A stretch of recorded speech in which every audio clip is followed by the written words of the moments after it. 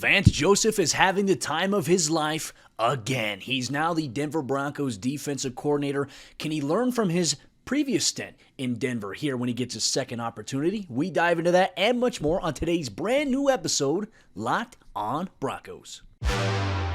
You are Locked on Broncos, your daily Denver Broncos podcast. Part of the Locked on Podcast Network. Your team every day. What's up, Broncos country? Welcome into a brand new episode, Locked on Broncos, your daily Denver Broncos podcast, part of the Locked on Podcast Network, your team every day. Just want to say thank you so much to everybody in Broncos country for tuning in and making Locked on Broncos your first listen of the day every single day on your favorite audio podcasting platform. You can get us free every day, or you can watch us on YouTube. Hit that subscribe or that follow button down below so you never miss out on a day's worth of Broncos news, content, coverage, and more. Vance Joseph is back in Denver, and as we pointed to in our open, he's having the time of his life again. He's now the Broncos defensive coordinator. I love it, Cody. I love the reaction from everybody. It's so polarizing. It gets me excited. It gets the juices flowing, right? You got one sect of Broncos country that's like, oh my gosh, Vance Joseph is the sole reason the team was bad from 2017 to 2018. And then you've got the other sect of the fan base that's like, welcome back, Vance. It's just this like tornado of emotions that's going on, and it makes our job a lot of fun, right? Because when polarizing things happen, man, the Denver Broncos are exciting to talk about. So let's talk about it, right? Vance Joseph coming back to Denver.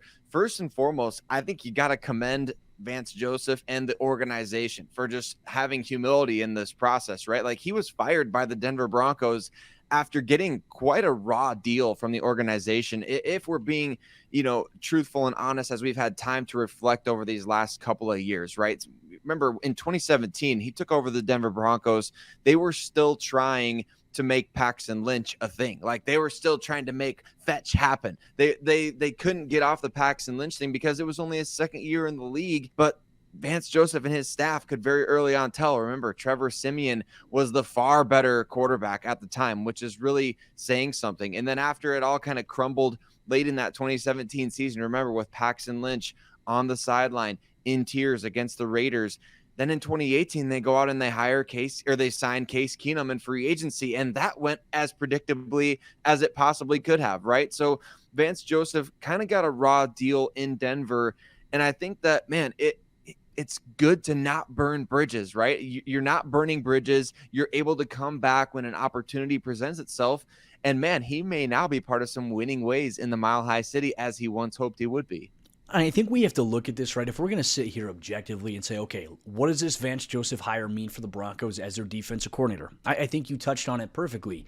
It didn't go well as a head coach in Denver, 2017, 2018. He was fired after 2 seasons, 11-21. While he also received a raw deal, there were some things that he didn't do good enough as a head coach, and we'll talk about some of that as well a little bit later on the show as to maybe how we can avoid some of those mistakes he made in his first stint with the Broncos here. He's not going to have to worry about being the head coach of the team, right? He just gets to focus on the defense, gets to focus on his staff, which we'll talk about as well. But, when you look at a Vance Joseph defense, you look at a defense that's really aggressive, ultra aggressive in a sense. Plays a combination of man coverage, zone coverage. But I think in his defense, looking at the Arizona Cardinals, I'm glad you pointed it out in our previous episodes. For him, like last season, not this most recent one, 2022, in 2021, the Cardinals defense was playing so aggressive, getting takeaways, getting after the quarterback at a rate to the point a lot of people were saying, okay, hey, Vance Joseph will more than likely be hired as a head coach in the cycle. It didn't come to fruition there, but his defense, I think,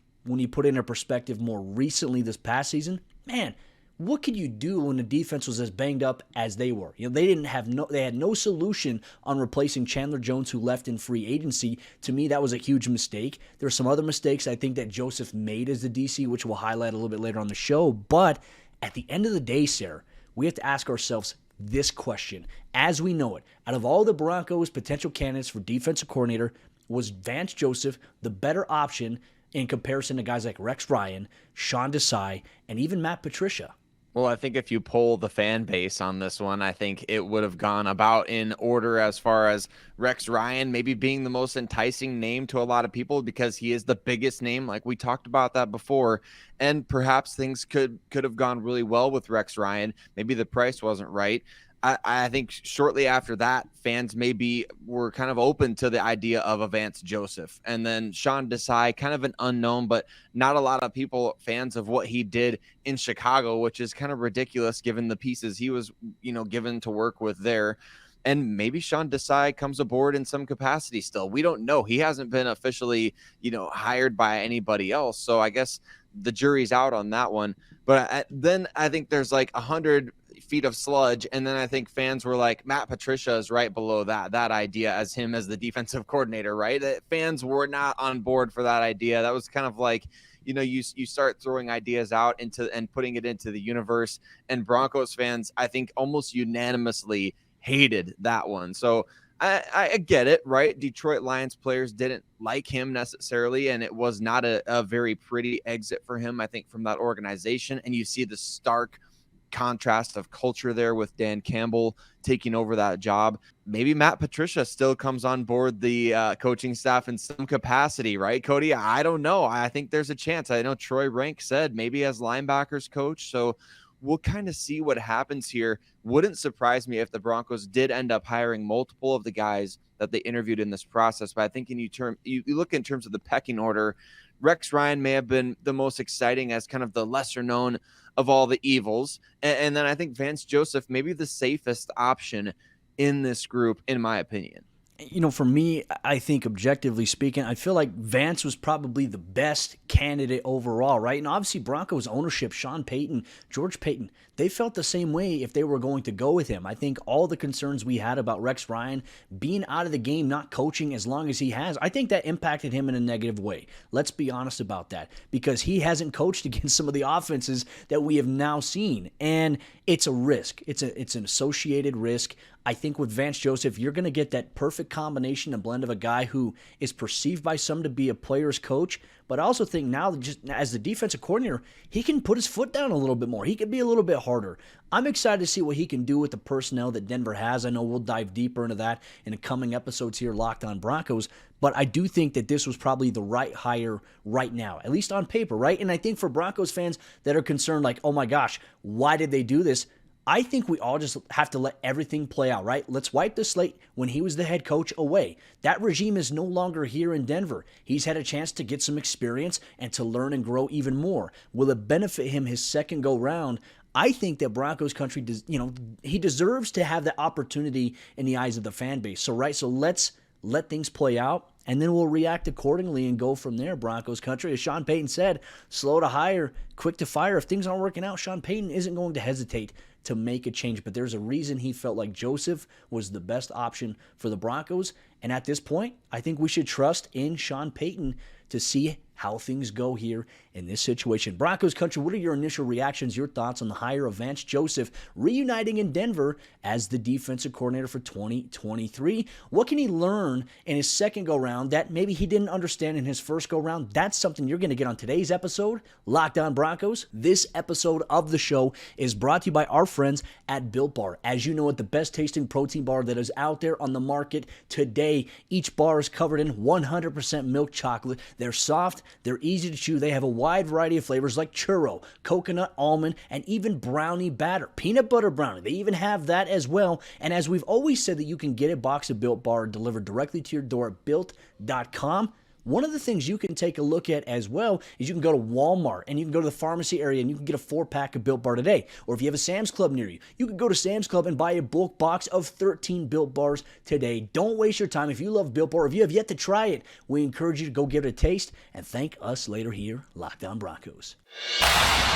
What can Vance Joseph learn in his second go-round with the Denver Broncos that he didn't get right his first time as the head coach back in 2017-2018? Thank you so much, Broncos country, for tuning in and making Locked On Broncos your first listen of the day every single day. Sayre and I, we appreciate you so much taking time out of your day to listen or to watch us break down all things Denver Broncos. When you need the latest news and analysis in the Valley, this is the place to be every single day, all year long, because for the true fan, there is never an off season. I think it's important, Sayre, as we see a lot of responses, and rightfully so. There's some members in Broncos country concerned about this hire, about Vance Joseph coming back. Let's take a look at what went wrong his first time in Denver and maybe how he can get it right this second time, right? And as we mentioned, he's not the head coach. He's the defensive coordinator.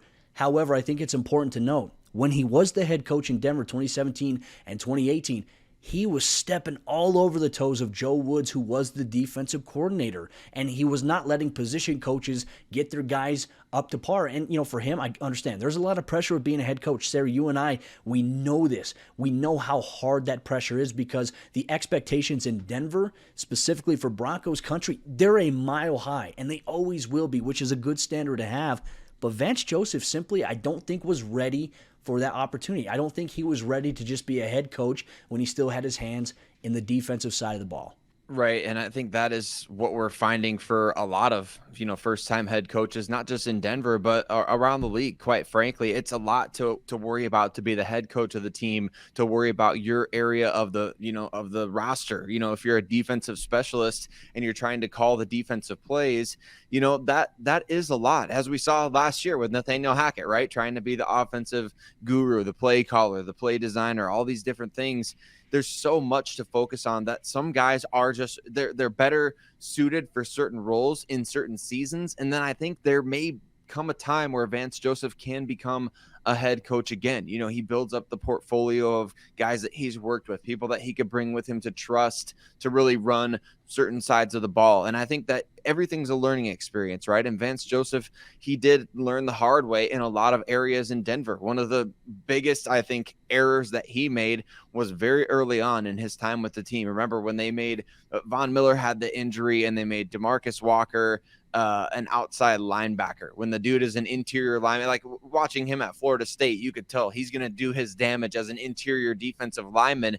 You throw him as an outside linebacker, even in a 3-4 defense, it just doesn't make sense. And those kinds of things, like that was bad. That was really bad. And I think that's where, hey, the front office, your people who are in charge of player personnel, your scouting department, there's going to have to be collaboration between those guys and now Vance Joseph as the defensive coordinator, because we can't be seeing Baron Browning move back to inside linebacker, Cody. We can't be seeing some weird stuff like this. Could it happen? If he's going to come, it could. And that would not be great. I think we need to see more fitting choices for where these players are playing. And he has put guys in positions to succeed. Like there's been quite a few players under his watch that have had really great sack production, even with the Cardinals, even back to, 2018 with the Denver Broncos, where we saw both Von Miller and Bradley Chubb reach double-digit sacks.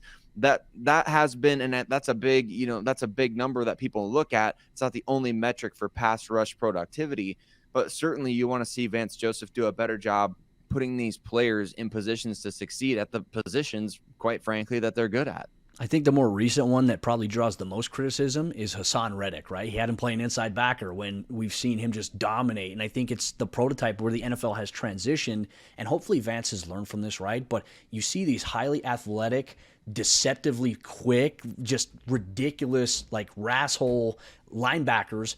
You play them on the outside edge because they can beat the slower offensive tackles. They might be able to get around some of the more finesse-based offensive tackles in the league. So I think there's some things. We're even going to dedicate an episode here, Locked On Broncos, as to what that may look like for Denver specifically, if in fact they do look at a multitude of roster options at outside linebacker, which is a question going into this offseason. How does it impact Draymond Jones? These are things that we're going to answer.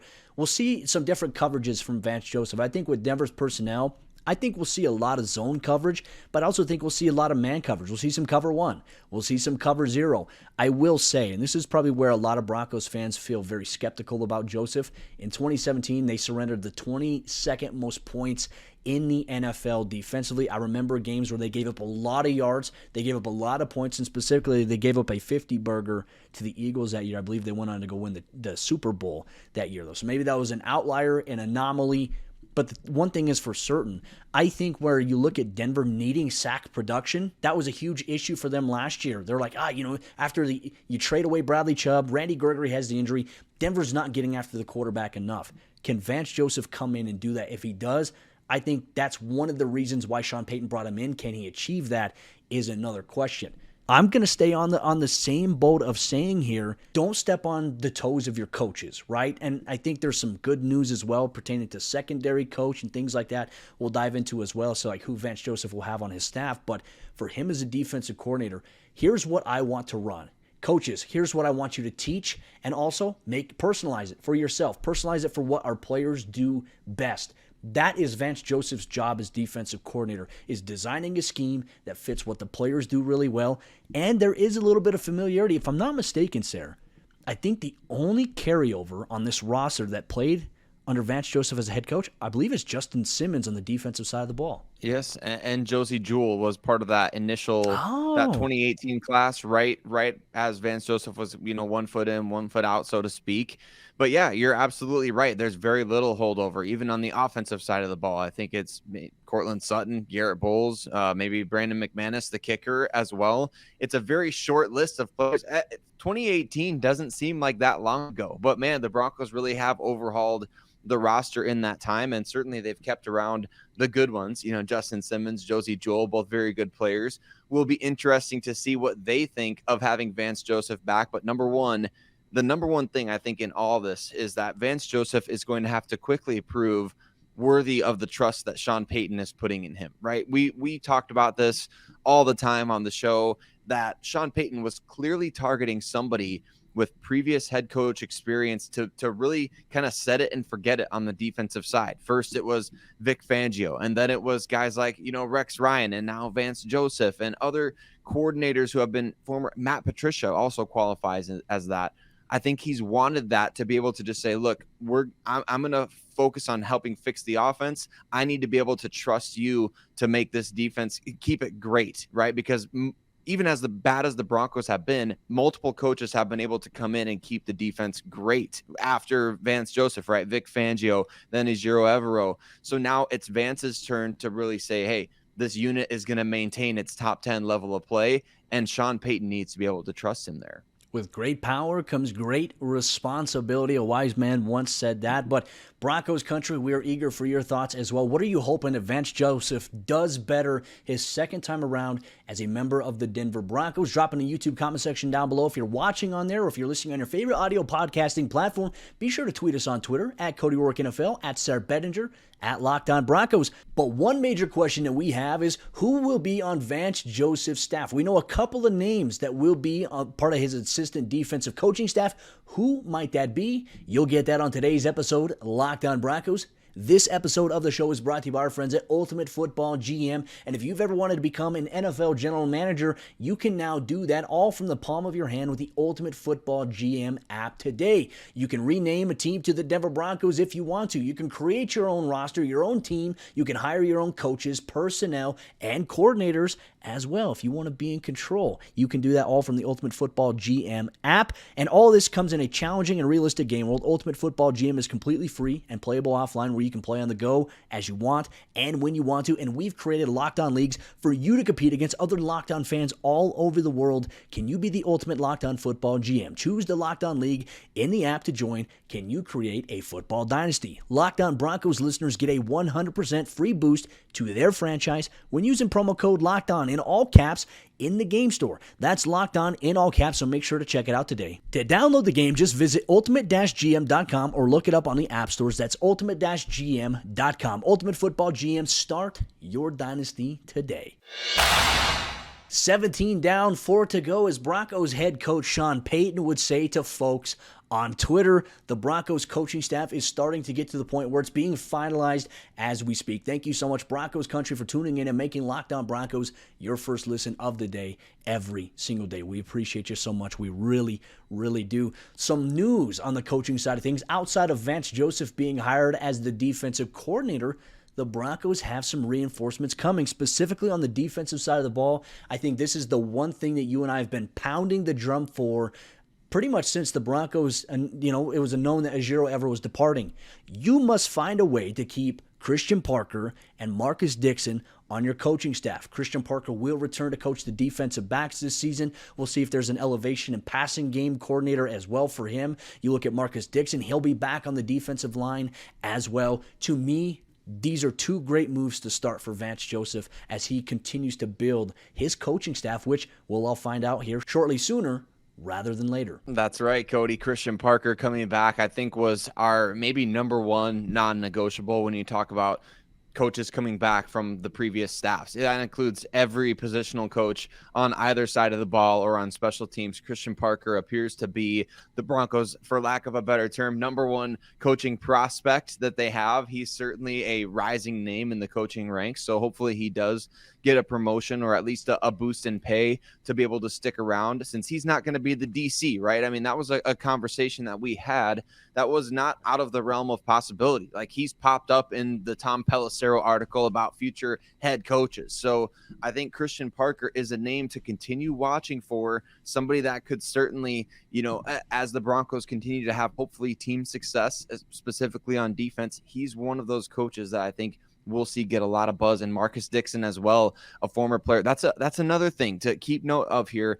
Vance Joseph, former player. I mean, Marcus Dixon, former player. Zach Strief, the offensive line coach, former player.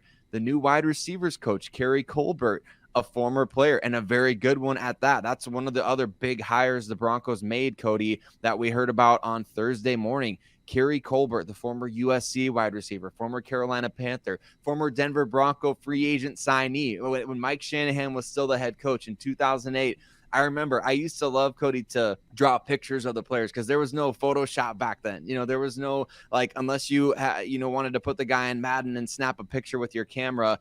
I personally like to express my excitement by drawing pictures of the players in their new uniforms myself. And so I did that with Kerry Colbert. I'm sure in the archives I still have it. I was very excited when he became a Bronco, only to see him get traded 2 games into his career with the team. So kind of an interesting little connection there in his background when Eddie Royal was having such a big time rookie season. The Broncos traded Kerry Colbert away, and obviously we saw how that all worked out for everybody, but excited to have him aboard. Most recently, the wide receivers coach at Florida, previously with USC. So as you start kind of putting these pieces together of guys that become free agents or guys who are already in the league, look for those connections between USC and Florida, and maybe players that Kerry Colbert helped recruit while he was at the college ranks. But love the idea of him coming aboard as the wide receivers coach. He's going to have the tough task, right? Because I think you look at that Broncos wide receiver room, all the talent, and look, Zach Azzanni, I felt like, has done a really good job. And there are a couple of narratives I want to dispel about Azzanni. Some people believe that he was too soft on the players. I could tell you this. Zach Azzanni was the furthest thing from soft on that wide receiver group. You go out there and you watch him at practice, he's on their heels every single day, the littlest things, right? And obviously we know he's now a member of the New York Jets, coaching with them, and congratulations to him. I thought Azzanni's done a fantastic job with Denver in the wide receiver position. So for a guy like Kerry Colbert, it's being able to come in. He's coached some really good players too, like the Drake Londons. I mean, Florida always produces some really damn good wide receivers that come into the NFL level. So for me, he's got the opportunity to continue to work with some of the intangibles that these guys have, like Jerry Jeudy, KJ Hamler. I mean, could Brandon Cooks somehow be involved with the Broncos this upcoming season? I know there's some potential trade rumors there. He's not made it a secret that he'd like to join Sean Payton on social media. He's liked a lot of Broncos-related stuff there that people have somehow found out that he's like that. I don't personally look for those things, but I think this is kind of an exciting time to be a Broncos fan if you're out there listening, because while there are some questions, this is an entirely new staff, a new regime. It's going to be a new look Broncos team, and with that comes a lot of questions. How are they going to look on offense? How are they going to look on defense? How are they going to look from a reporting standpoint, right? Because as we've said, Sayre, and I'll tell you this, and I'll tell anybody that's listening to this, the Broncos are not telling anybody outside of the building here locally, any of us local reporters, what the hell's going on. That's strategic. I'd say that's the intent that they have. I'm okay with that because everybody's fighting to break news, to break a scoop. I don't care. As a reporter, I honestly do not care if I ever break a story or get a big time scoop. What's that do? Okay, you get a dopamine rush for about a good, day or so. I don't care. It doesn't matter to me. I like telling Broncos fans, and I like sharing it here with you, Sayre. I like how we get to break things down from every angle. Why is this important? Why might this be something that Broncos fans should be skeptical about? So on and so forth, without having like this personal hot take narrative or making things like just so doom and gloom. It doesn't have to be that way. And Sean Payton, like I said, he called out a local media guy this past week on Twitter. And I tell you what, I kind of like that. I kind of like that he pays attention. And it was to the point where he was criticized about how long it's taken to assemble the staff. And he said initially, 16 down, 5 to go. We'll let you know when we're ready to. And, obviously some other moves happen now. It's 17 down, 4 to go here for the Broncos. But I like Sean Payton's edginess here. I do too, Cody. I really do, because you see a lot of these talking heads. Remember when the Broncos were in their head coaching search, what were all the talking heads saying? They were being so impatient. They were saying that this is an embarrassing look for the Denver Broncos franchise. Nobody wants to come here. The ownership is too busy hunting or golfing or whatever they're doing. And then you end up making arguably the greatest hire in the cycle. And then you come out and it's barely been 3 weeks since Sean Payton was hired, and they've already come back saying, oh, this is such an embarrassing look for Sean Payton and the Broncos, yada, yada. I love that he clapped back and responded a little bit, because what did he show in that tweet, Cody? He showed exactly what you said, that nobody knows anything. And we've been saying this throughout the whole process. And the people who do know something, they're being told, hey, you don't say it until we tell you, or else you're not getting it next time. So I think that's what's happening. And what's really happening here, and this is a hard concept for a lot of people to grasp. You and I do this every day. It's this thing called content creation. You come up with ideas of things to talk about without just being angry for the sake of being angry, right? Most of these people, these talking heads, are so used to just reacting to hard news that they've forgotten how to come up with creative, unique, original content, level-headed stuff that comes, from a place of passion, but is also, it resonates with the fan base. And people want to talk about, there's already enough cheerleaders in Broncos country.